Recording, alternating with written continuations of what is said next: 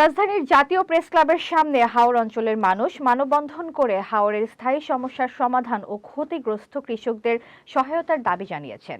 মোহাম্মদ শাহজালাল ভুঁইয়া তথ্যচিত্রে বিস্তারিত।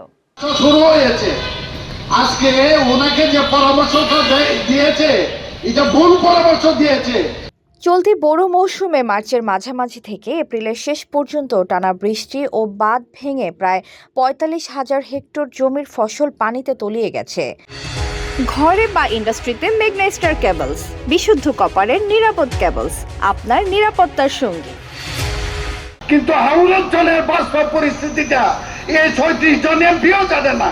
অনেক বন্ধু এখানে বলেন বাঁধের কথা, বাঁধের কি প্রয়োজন। পাশাপাশি শিলাবৃষ্টিতে আরও প্রায় ৮০০ হেক্টর জমির ফসল নষ্ট হয়ে গেছে। অনেক জায়গায় কাটা ধান শুকাতে না পেরে পচে যাচ্ছে, পানির তোড়ে মাড়াই করা ধান ভেসে যাচ্ছে। চরম দুর্ভোগে পড়েছেন কৃষকরা। আপনারা সাংবাদিক বন্ধুরা হাওরের বাস্তব অবস্থাটা তুলে ধরেন। HPL uPVC pipe and fittings, শক্ত, মজবুত ও দীর্ঘস্থায়ী এক পাইপে জীবন পার। মানববন্ধনে বক্তারা বলেন, জলবায়ু পরিবর্তন ও অপরিকল্পিত বাঁধ নির্মাণের কারণে পরিস্থিতি ভয়াবহ আকার নিয়েছে।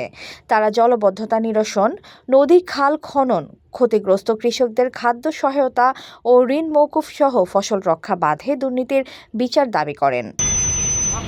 ওখানে জনসভা করবেন, বিভিন্ন কর্মসূচি করবেন। আমাদের কথা ওনার কানে মনে হয় এই মুহূর্তে আর যাবে না। হাওরবাসীর পক্ষ থেকে দ্রুত কার্যকর ও বিজ্ঞানসম্মত উদ্যোগ নেওয়ার আহ্বান জানানো হয়। সহজ কথা, এটা ভবিষ্যতে সেখান থেকে সাগরের শেষ সীমানা পর্যন্ত নদী খনন করতে হবে, এটা হলো মূল দাবি।